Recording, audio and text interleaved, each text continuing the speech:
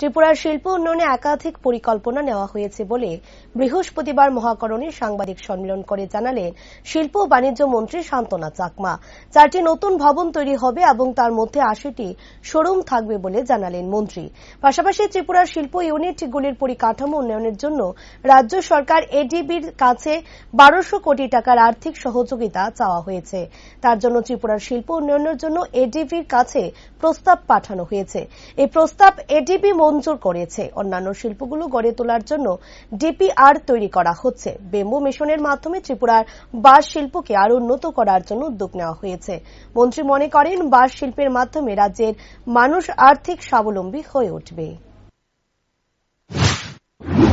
যে আমাদের ত্রিপুরা রাজ্যের ত্রিপুরা শিল্প স্টেটগুলিকে পরিকাঠামো উন্নয়নের জন্য 1200 কোটি টাকা আমরা বিওএ এডিবির আর্থিক সহযোগিতা আমরা চেয়েছি আমাদের ত্রিপুরা রাজ্য সরকারের পক্ষ থেকে, এবং সম্পূর্ণ আমরা ত্রিপুরা রাজ্যের ত্রিপুরার ইন্ডাস্ট্রি স্টেটকে পরিকাঠামোকে ডেভেলপমেন্ট করার জন্য আমরা প্রস্তাব পাঠিয়েছি সেই 1200 কোটি টাকা। এবং যে এডিবি দ্বারা এটা মঞ্জুর করা হয়েছে, প্রায় 20 কোটি টাকা এই প্রজেক্টের রেডিনেস প্রসেস ঋণ অনুমোদন করেছে।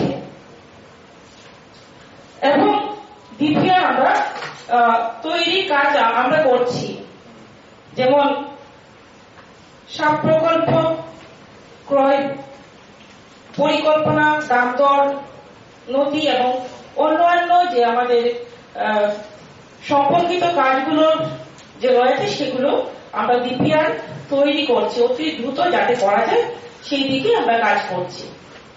তার পাশাপাশি আমাদের ত্রিপুরা রাজ্যে যে রয়েছে সেটা হচ্ছে আমরা প্রত্যেকেই জানি যে বাঁশ খুবই গুরুত্বপূর্ণ এবং আমাদের ত্রিপুরা রাজ্যে অতি সহজে সেটাকে উৎপন্ন করা যায় এবং সে বাঁশের মাধ্যমে আর্থিক অনেকে ডেভেলপ করতে পারে।